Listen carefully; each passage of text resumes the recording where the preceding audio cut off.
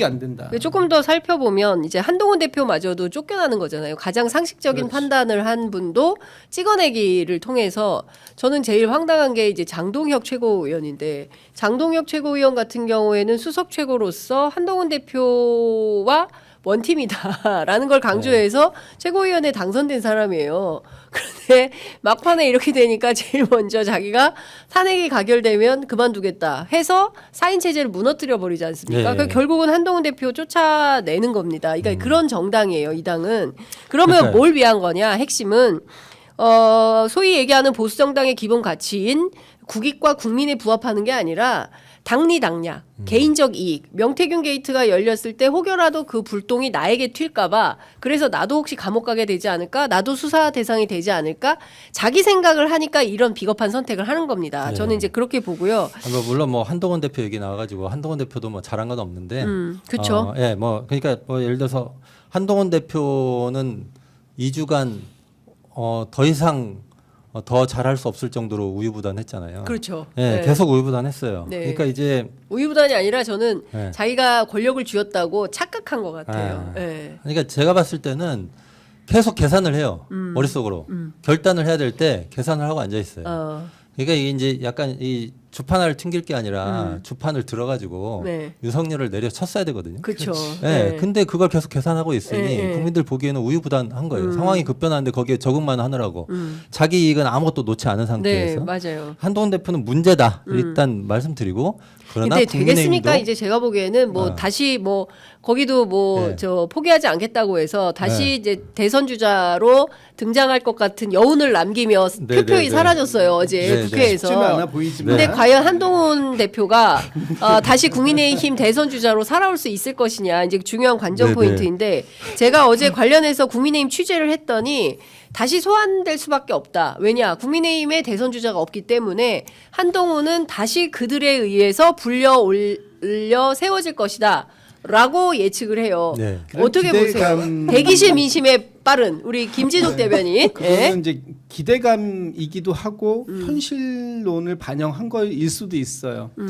그러나 결과적으로는 그게 쉽지는 않아 보인다. 네. 두 가지 관문이 있는데 첫 네. 번째 관문은 당내 관문이잖아요. 그렇죠. 당내에서 경선을 치러야 되는데 이번에 워낙 세게 배신자 프레임이 씌워져 있기 때문에 네. 과연 당내 경선을 통과할 수 있을 것인가. 제가 볼 때는 이 윤석열 대통령이 수류탄의 안전피를 뽑은 채 그걸 진영 내에다가 던졌단 말이에요. 맞아요. 그런데 지금 국민의힘에서는 어떻게 생각하냐 하면 그 수류탄은 어차피 터질 거였는데 그거를 안전하게 해체하려고 했던 한동훈이 아니라 그 이미 뽑혀져 있는 안전핀이었음에도 불구하고 한동훈이 그 안전핀을 뽑아서 진영 내에서 터뜨렸다.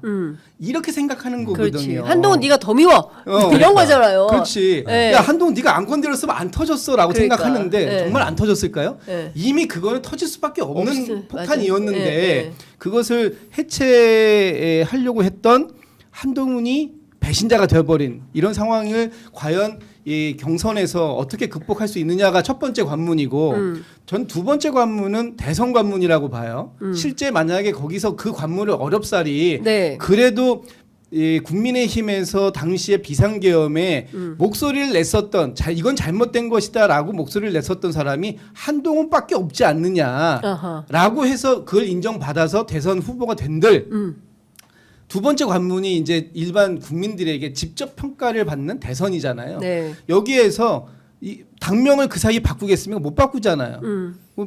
변색을 못 하고 나올 거란 말이야. 네. 그러면 국민의힘이 그동안 보여줬던 모습들, 이 계엄을 옹호했고 탄핵을 반대하고 네. 내란을 옹호하려고 했던 이런 모습들, 그래서 결국은 자기 대표까지도 쫓아내버렸던 이 모습을 기억하고 있는 국민들을 진짜 개 돼지로 아나?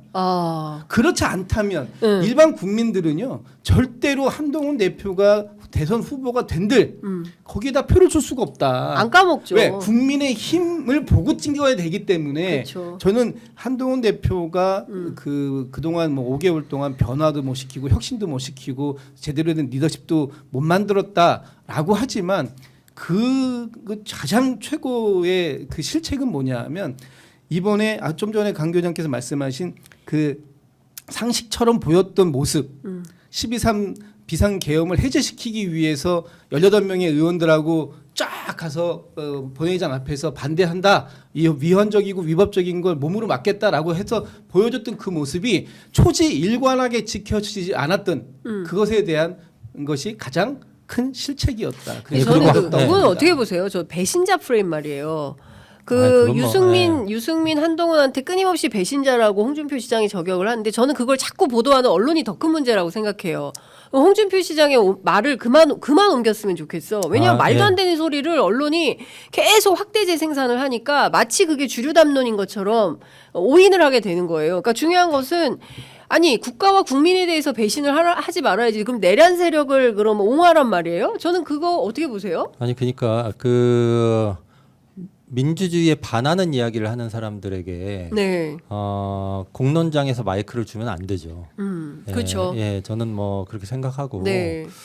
그리고 그랬을 때 이제 뭐 배신자 프레임이 있잖아요. 이 사람들이 상황을 좀 잘 못 본다는 평가가 많죠. 그러니까 이전에 박근혜 씨 탄핵 때 네. 그때 바른정당으로 분당하고 이랬던 것들이 오히려 네. 지금 평가해 보면 탄핵 당하고 뭐 좀 새로운 거 해보려고 노력하고 이랬던 것들이 그나마 산소호흡기 역할을 했을 수도 있어요. 근데 아예 그 당이 아무 변화가 없었으면 국민들이 어떻게 그 당을 재평가했겠습니까? 그리고 하나 잊으면 안 되는 게 있는데 그 2017년에 탄핵 당하고 나서 네. 그 뭐 분당했다가 다시 합당했다 뭐 이렇게 했어요. 근데 네. 지금 뭐 총선이 3년 반 남았으니까 예. 그때까지 버티면 된다. 윤상현. 뭐 네. 이런 거잖아요. 네. 근데 그때도 총선이 3년 반 남았었어요. 2017년 이후에도 네, 2020년에 총선이 있었잖아요. 3년 반 후 총선에서 그때 미래통합당인데 네. 뭐 흩어졌다 뭉쳤다 이래가지고 그때 참패를 당했어요. 참패했죠. 예. 참패했어요. 네. 그러니까 어차피 3년상 치르는 거예요. 그러니까 뭐 3년이면은 자기들이 뭐 살아날 것이다. 살아나려면 충분히 반성하고 맞아요. 자기들끼리 성찰하고 이런 노력을 보여야 되는데 지금은 오히려 그런 싹수가 있는 정치인들을 전부 배신자라고 몰아붙여요. 그러니까 자기들이 배신자 얘기를 할수록 그 사람들 자신이 국민의 배신자가 될 거다. 뭐 이렇게 생각합니다. 그러니까 네. 저는 이런 거예요. 국민들이 앞서 이제 말씀하신 저는 그런 표현 쓰기도 참 경망스러워서 안 쓰고 싶은데 그러니까 국민들을 굉장히 그 우스운 존재로 생각하는 겁니다. 그러니까 제가 그 방송국 대기실에서 가끔 국민의힘 패널들 만나면 어떤 얘기를 하냐면 우리 동네는 과메기만 꽂아도 돼. 우리 동네는 미역만 꽂아도 돼. 국민의힘 그 간판만 있으면 아무리 후보가 후져도 다 당선돼. 공천이 중요해. 이런 얘기를 아무렇지도 않게 생각하는 거예요. 그러니까 국민을 과메기, 미역 이런 거에 취급하면서 말합니다. 근데 그런 사람들이 실제 당선이 돼 또. 과메기만 꽂아도 된다. 근데 예전에는 막대기만 꽂아도 된다고 했는데. 자기가 과메기인 거야. 그러니까 자기가 과메기인 거죠. 그래서 진짜 당선이 돼요. 그러니까 그런 걸 보면 기가 막힌 거죠. 그러니까 지난번에도 보면 누굽니까? 그 충남에 그 이미 그 당선 파티 했던 갑자기 이름이 생각이 안 나는데 그 재산 많은 분. 그렇죠. 예, 그분도 네. 당선되지도 않았는데 미리 당선 파티를 해가지고 케이크 불고 막 그래서 난리가 당선도 됐어. 또 그 사람도 당선이 됐어요. 그러니까 그런 거에 대해서 우리가 잘 기억을 해야 된다. 네네네네. 그러니까 저는 인천 미추홀 예, 예. 관심 지역구입니다. 그렇죠. 예, 인천 예. 미추홀 관심 지역구예요. 제가 다음 총선을 또 이제 보도를 할 텐데 인천 미추홀에서 우리 미추홀구 구민들이 어떤 선택을 할지 지켜보겠습니다. 예. 그러니까 국민이 살아있다. 국민들이 반드시 심판한다.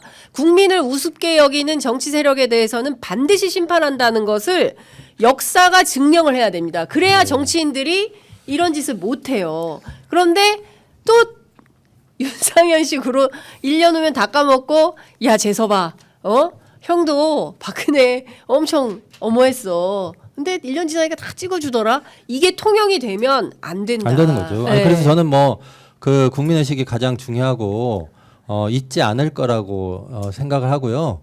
박덕흠. 예. 게다가 그 지금 국민의힘 보면 그 저는 국민의힘에 그다지 희망이 있진 않다고 보는 또 다른 이유 중에 하나가 원래 친한 개들이 있었잖아요.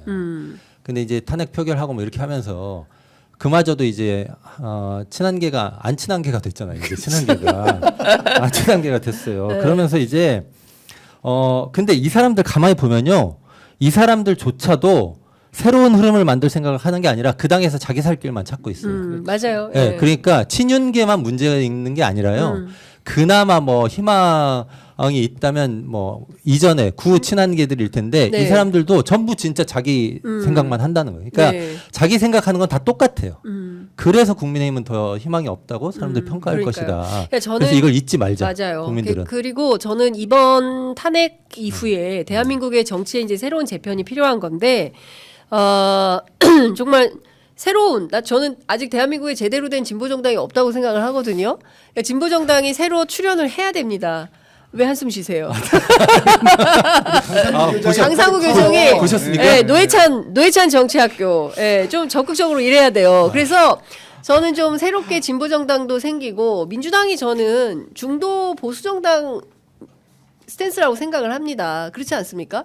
그렇게 해서 좀 역사를 재편할 필요가 있다. 그러니까 이게 박근혜 국정농단 사태 때도 계속 얘기를 했는데 어느 틈엔가 다시 또 살아와가지고 국회에 또 108석이나 되는 의석을 차지하고 앉아있고 결국은 내란을 일으키고 내란을 동조하고 끊임없이 역사를 부정하는 행위를 하고 있는 세력들이 남아있다. 이러면 대한민국 정치 발전에 좋지 않은 거죠. 그러니까 네. 새로운 역사가 필요하다. 이런 생각이 좀 듭니다. 예, 그래서 저는 이게 이제 윤석열 씨가 탄핵되고 뭐 실형을 받고 이렇게 한다고 해서 끝나는 게 아니라 그 다음에 중요하다는 얘기를 네. 이제 본격적으로 조금씩은 해야 된다고 봐요. 그리고 이재명 대표가 지난번 탄핵 끝나고 집회 때 제 현장에서 들었는데 어떻게 얘기하셨냐면 지난 촛불혁명으로 세상이 바뀌는 줄 알았지만 권력은 바뀌었는데 왜 나의 삶은 바뀐 게 없느냐, 이 사회는 왜 바뀌지 않았느냐, 그렇게 질타하신 분들을 그 많은 국민들의 따가운 질책을 기억하고 있다. 이제는 새로운 민주주의, 국민이 직접 참여하는 현장의 민회 같은 민주주의를 시작해보자, 이렇게 얘기를 했어요. 저는 이재명 대표가 네. 그 얘기할 때 진짜 그 인식이 진짜 네. 공감이 많이 됐어요. 네, 저는 그래서 이게 진짜 중요하다고 생각하고 맞아요. 예. 우리에게 새로운 민주주의라고 하는 게 무엇인가를 네. 논의해야 된다고 생각해요. 맞아요. 예. 그러니까 지금 엄청난 과제들이 있습니다. 아까 이제 우리 이윤기 의원께서 그새 또 까먹었는데 스키즈? 예, 그 스키즈 그 응원봉 가지고 예. 오셨는데 응원봉이 대한민국을 살린 거예요. 예. 10대, 20대, 30대 이 젊은 유권자들 특히 여성들이 전부 대거 나와서 장갑차, 군인차 에워싸고 둘러싸서 이 나라를 구한 겁니다. 이 시민의식이 살아있는 한 대한민국의 민주주의는 절대로 후퇴하지 않는다. 저는 또 30년 우리가 살아갈 수 있는 자산이 이번에 생겼다라고 생각을 합니다. 저도 이제 한 말씀만 좀 드리면 네. 윤석열 대통령이 우리 사회에 그동안 기여한 게 1도 없었는데 저는 이번에 하나는 기여했다고 봐요. 뭘 하나는. 기여했어요? 예. 우리가 그동안 우리 사회의 민주주의는 이미 성숙했다. 그리고 이 민주주의가 발전하면 발전했지 후퇴할 일은 없을 것이다라는 굳건한 믿음이 있었잖아요. 네. 그런데 우리의 믿음을 다시 한번 확인하게 만들었다. 우리의 민주주의도 언제든지 잘못된 권력이 온다면 후퇴할 수 있는 그런 허점은 있다. 그렇죠. 이런 허점을 다시 한번 정비하고 우리가 그 부분에 대해서 어떻게 설명해야 될까요? 네. 하여튼 지금 상황에서 우리가 가지고 있을 수 있었던 그동안 공기처럼 느꼈던 민주주의라는 것이 얼마나 우리의 노력이 다시 필요한 것인지 우리가 네. 노력하지 않으면 이것은 언제든지 뺏길 수도 있는 그런 것이었다라는 걸 그렇죠. 환기시켜준 맞아요. 그런 뭐 일조는 했다고 보고요. 거기에 이번에 응원봉을 들고 나왔던 이 10대, 20대 앞으로 이분들은 이 기억을 평생 가져갈 것이다. 그럼요. 예. 그렇다면 이분들이 앞으로 뭐 민주당을 응원을 해주시면 제일 감사하겠지만 어쨌든 우리 사회에서 큰 소중한 경험을 얻고 앞으로 살아갈 수 있는 상황이 됐기 때문에 네. 민주주의가 얼마나 소중한 것인지에 네. 대해서 다시 한번 느끼는 그런 계기점을 만들었다 이렇게 그렇습니다. 보고 있습니다. 예, 진짜 뭐 그 부분은 뭐 더 말할 나위는 없고 크림소다님께서 K 문화 민주주의 이렇게 네. 명명을 해주셨어요. 네, 맞아요. 저는 뭐 응원봉 민주주의 이렇게 부르고 있는데 세계가 놀란 그렇습니다. 민주주의죠. 아니 미국이 그랬대잖아요. 야 트럼프도 저 비상계엄 할 수 있는데 미국 같으면 저거 못 막는다. 한국의 성숙한 시민들이니까 질서 있게 그리고 평화롭게. 우리는 절대 그런 게 없잖아요. 그렇죠. 뭐 어쨌든 폭동이나 이런 게 없고 그 평화롭게 집회하고 다 질서를 지키고 끝난 다음에 휴지까지 걷어가는 센스. 대단한 그 의식이 있는 시민들입니다. 그러니까 민주주의 대표적인 나라 그러면 제일 먼저 우리가 미국을 꼽잖아요. 네. 그럼 미국이 지난 2020년에 의회 폭동 사건이 난입 있었잖아요. 사건이 난입 있었잖아요. 사건이 예. 있었잖아요. 그때 의회가 불탔어요. 그리고 그걸 또 뒤에서 방조하고 조장했다고 하는 그걸 욕을 먹은 게 또 트럼프 대통령이기도 그렇죠. 네, 하고. 맞아요. 그런데 그때 또 한편으로 보면 앤디 김 이번 상원 의원 되신 분은 거기에서 묵묵히 이 폭동을 일으켰던 사람들이 버리고 왔던 쓰레기 잔해나 이런 걸 치우면서 또 상원 의원이 되기도 했고 또 그 그런 민주주의를 지켜본 우리 국민들은 우리 손으로 국회를 지키겠다고 응원봉 들고 나오시고 이런 모습들이 이 역사에서 끊임없이 반복되고 또 그 반복되는 역사 속에서도 우리처럼 이렇게 평화롭게 진일보 시킬 수 있는 네. 그런 그 K 문화 뭐 이런 거 K 민주주의 뭐 이런 것들이 이번에 선보인 게 아닌가 싶습니다. 이게 저는 저희가 지금 예, 저기 그 자막이 없어가지고 누구냐고 자꾸 궁금해하시는데 더불어민주당 김진욱 대변인입니다. 제가 좀 많이 생소하시죠? 네. 아니 주로 방송에 엄청 많이 나오시는데. 그러니까요. 예. 자 강상구 생소하면 대변인. 제가 예. 생소할 것 예, 같은데. 예, 예. 아니 뭐 저는 김진욱 대변인 말씀처럼 민주주의라고 하는 거는 그 물 위에 떠 있는 오리, 거위, 하여튼 그런 새들 같은 네. 존재다. 그러니까 밖에서 보면 굉장히 평온하고 안정적이고 계속 저기 떠 있을 것 같지만 물 밑에서 계속 다리를 움직여야 맞아요. 예. 그게 유지될 수 있는 체제이고 그 다음에 2030 주로 이제 여성들이 응원봉 나오셔가지고 그날 10, 보면은 2030. 1030. 예. 10이 중요해. 그렇죠. 예. 이분들 막 춤을 엄청 추시더라고요. 예. 그래서 저는 그거 보면서 네. 추위를 이기는 방법이었어. 예전에 그 추워, 뛰어야 돼. 됐나? 그래서 막 방방 뜨더라고요. 네. 근데 그 미국 사회운동가 중에 한 분이 내가 춤출 수 없다면 그런 혁명에는 동참하지 않을 것이다 이렇게 얘기한 적이 있어요. 근데 그때 나라는 거는 누구냐면 사회에 있는 온갖 각종의 사람들, 이 사람들이 자기가 춤출 수 있는 민주주의, 네. 이게 진짜 민주주의다 이런 얘기 했거든요. 네. 저는 그때 춤추는 걸 보면서 이분들이 새롭게 이제 대한민국에 출연한 완전히 다른 유형의 민주적 시민들인데 그렇죠. 네. 이분들의 이 춤추는 모습이 이 국면이 완전히 끝나고 나서 새로운 네. 민주주의를 만들 때 다시 조명됐으면 좋겠다. 네. 그러니까 그 다양한 나라는 사람들이 네. 모두가 춤출 수 있는 사회는 어떤 사회일까? 그렇죠. 그러면 그때부터 진짜 그 혁명이 시작되는 거 아닌가 맞다. 이런 생각을 예. 했습니다.